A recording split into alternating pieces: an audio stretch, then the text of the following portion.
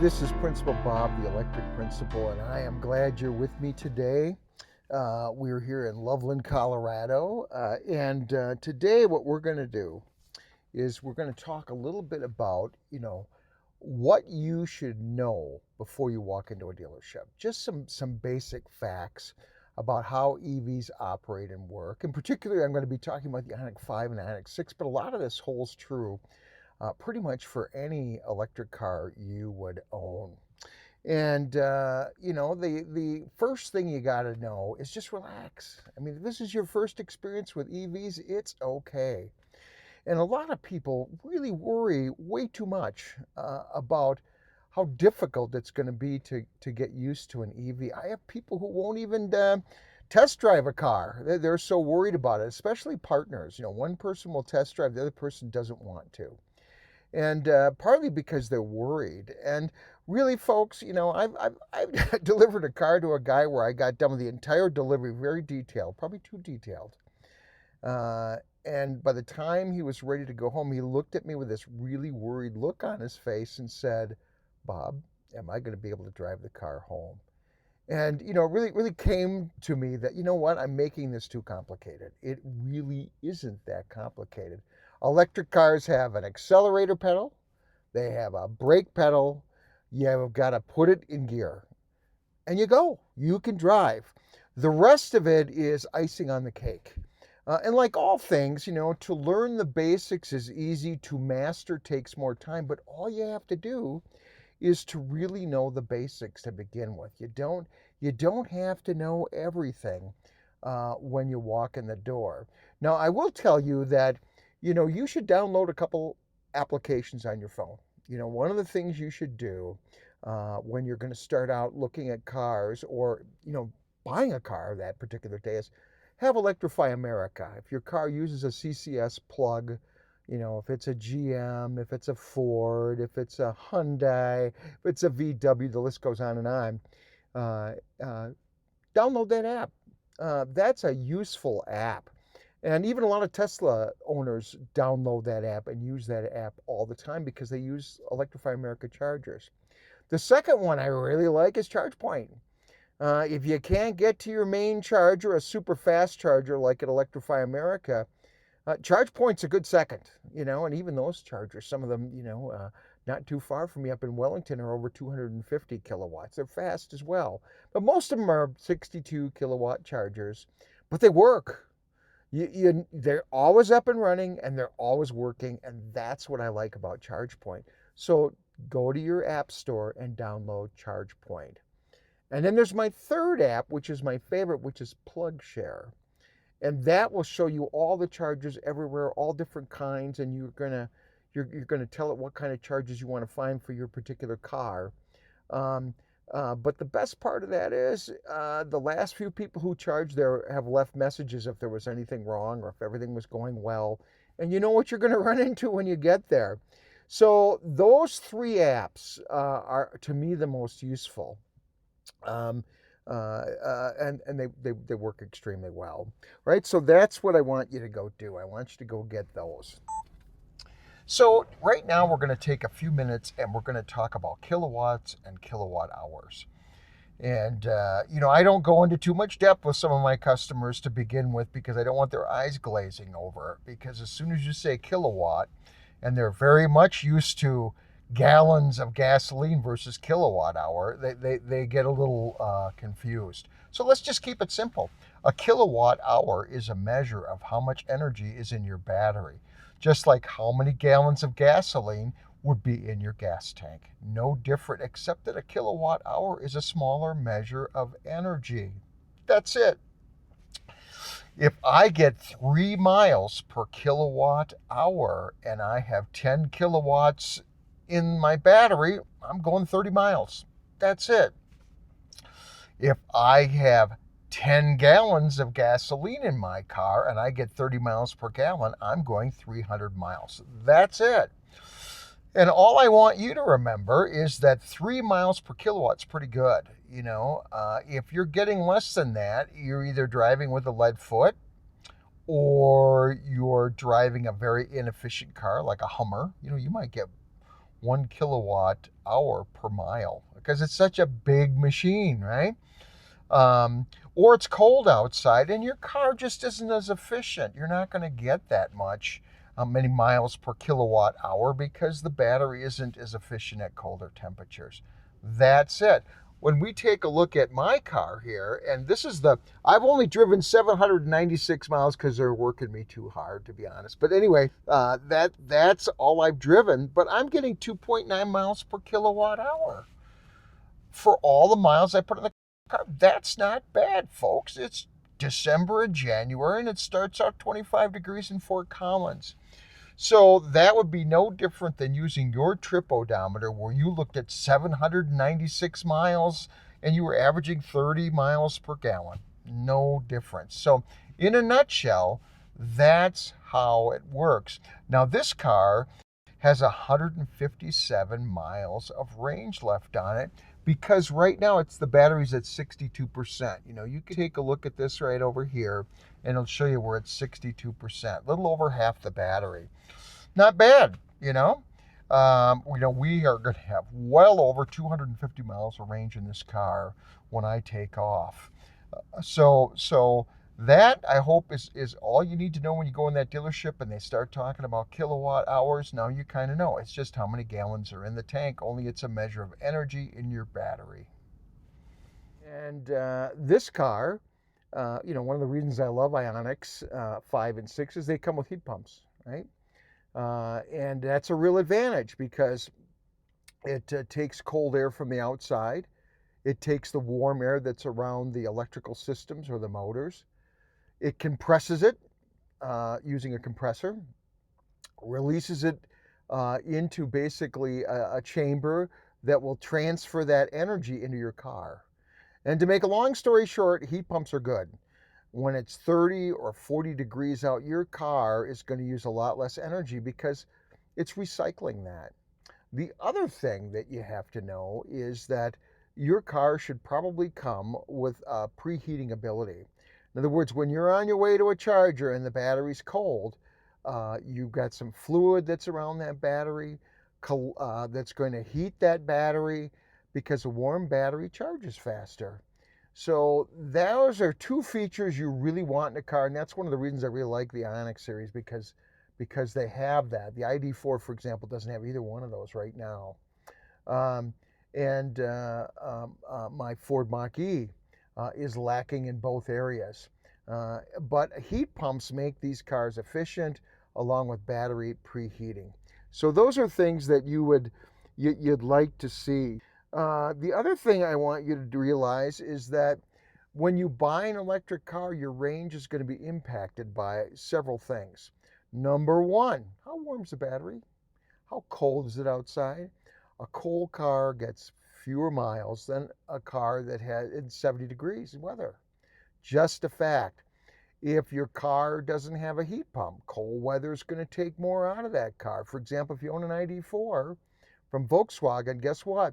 They can lose 20-25% of their range when it's cold.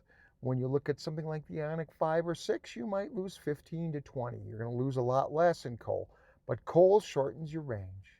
The other thing is going uphill. Going uphill takes a lot more energy than going on level ground. And one of the things I want you to realize is that every car will predict how many miles you're going to get. Now I'm going to just move the screen over. And right now in this car, I've only got 27% battery here. You can kind of take a look over here that it's just 27%. But it's predicting about 66 miles of range on the right side of the screen. But if I'm going uphill, I'm not going to get that range. This meter changes depending on the last 20 or 30 miles. And obviously, if I'm going to go up 5,000 feet, I'm not getting 66 miles. On the other hand, if I'm coming downhill, I'm going to get a lot more than that. So that can impact how many miles you're going to get, because it's really important that when you buy a car, your first car, you understand, what its projected range is going to be and how you're going to use the car to make sure that car is going to work out for you. That's really, really important. The other thing I want to show you is a little bit with drive modes. In all these cars, you've got the ability to press a button here and choose between drive modes. And you're going to see what this does. If I choose eco mode, this car is going to get 68 miles, right? If I go into regular mode, I'm not going to get quite the range. What does that mean when I'm not in eco mode? Well, eco mode, slows your acceleration down, may drop the level of your heater or cooling down to use less energy.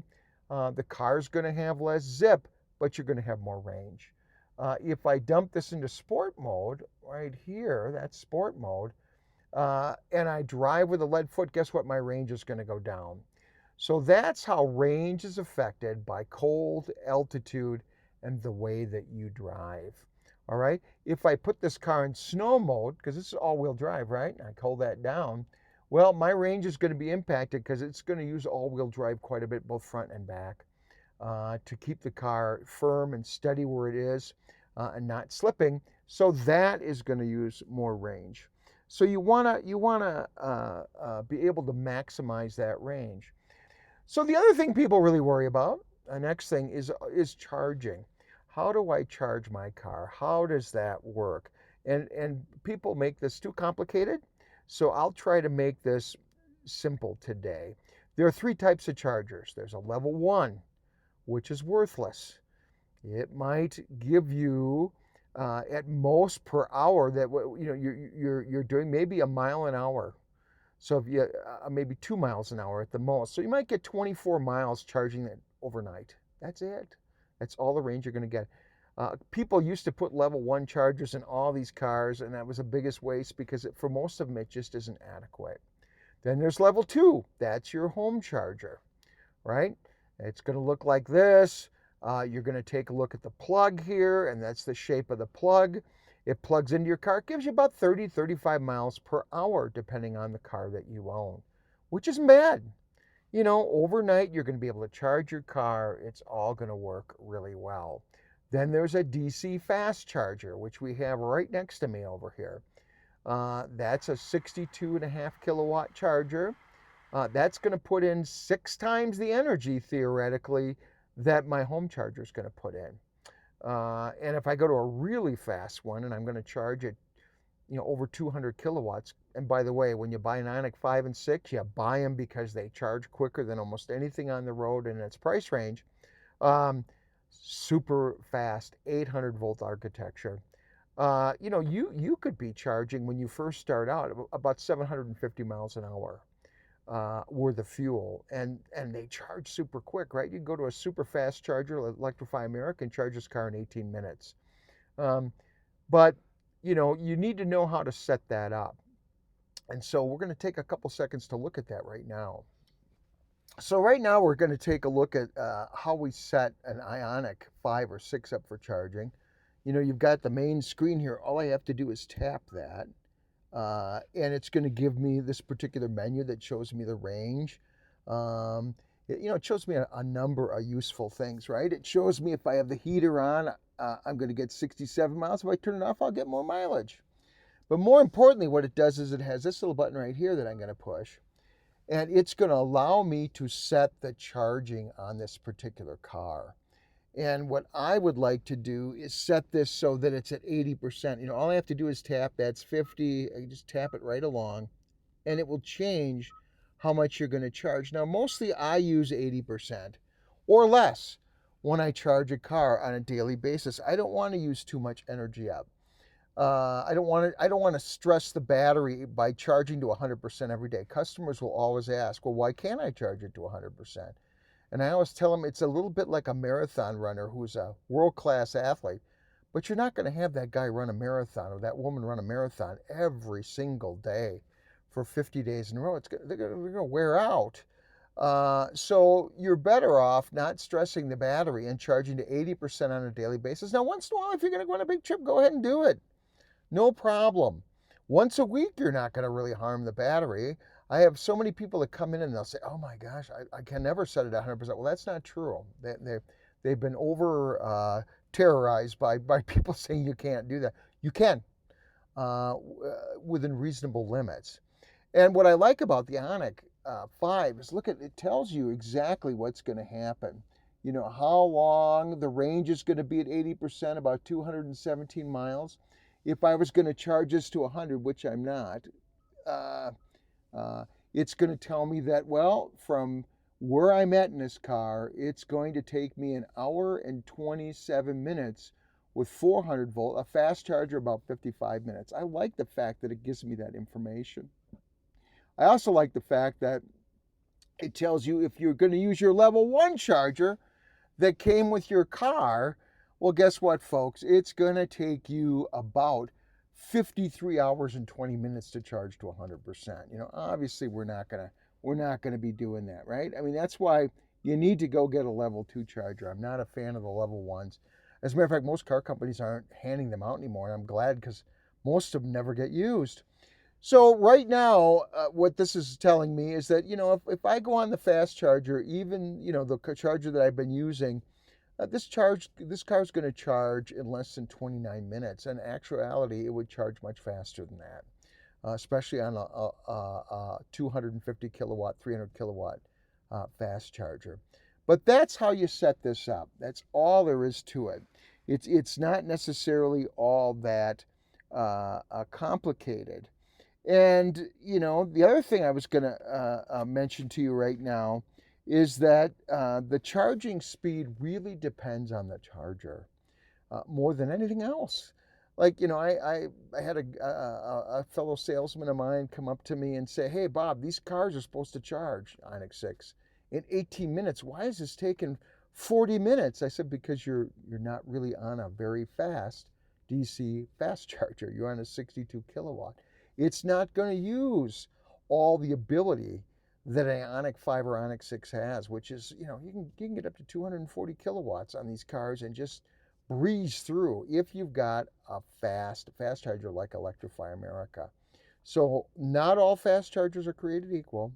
And if you really want fast charging speeds, have a warm battery, a battery that's low on energy, and find yourself a big charger, the biggest charger you can.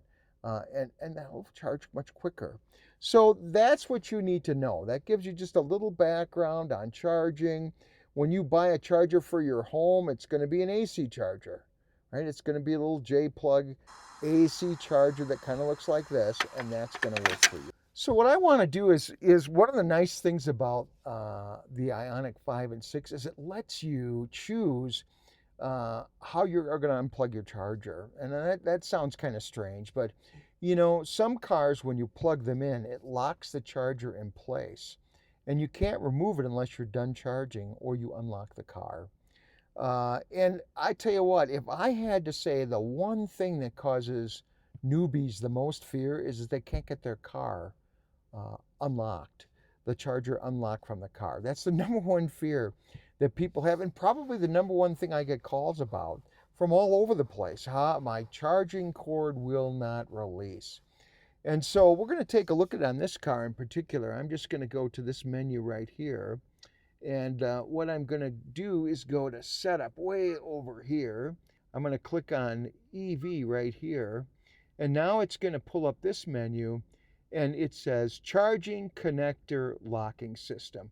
Well, what I can do is click this button. Now this is great because it gives me choices. I can always have it locked so that it unlocks when your doors unlock. Well, that kind of makes sense. You plug in your charger, you lock the doors, it stays plugged in until you get back. But what if you get done and the car's done charging and you're not there? Well, then the people are stuck. They're not getting the charger off your car, all right? Or you can do it. The second option on this car is simply while charging, it locks it.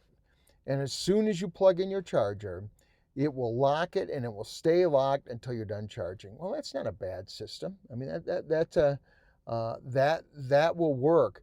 But what I tell people to do when they're just starting, if they're not road tripping it and they aren't worried, just tell it not to lock it. I keep mine on that setting all the time unless I'm on a road trip. Because then anytime I can walk by my car in the garage, unplug it and it's done. Nothing fancy, no worries. It's going to be quick, and nobody who's a newbie is going to panic. So I really like that setting. And when you first get your car, you might want to consider just doing that. Don't lock it. And then you can choose the system that you want as time goes on. So that's just a thought for you. And last but not least, I've got two more items here, is snow mode. On electric cars, if you can put your car into snow mode, do it. If it's slippery outside, because you got to remember, a lot of these cars are rear wheel bias because the biggest motor is in the back. And if you don't have it in snow mode or traction mode on cars, the back end slips out when it's slippery outside. That's just what these cars do. And so you want to make sure that you put it in snow mode and you know how to do that on your car, right? So this is the button that you press to put it in snow mode, and all you have to do is hold that button down for a few seconds. It goes into snow mode. And I got to tell you, the IONIQ 6s and IONIQ 5s are fantastic in the snow. They do really well. So make sure you're using your snow mode. Let's talk a little bit about regen. Regen is really fairly simple. Regen is, when you take your foot off the accelerator, the car doesn't use the brakes to slow down. It just starts regenerating energy, which takes away physical momentum and turns that loss of momentum into energy that goes into your battery. Simple as that.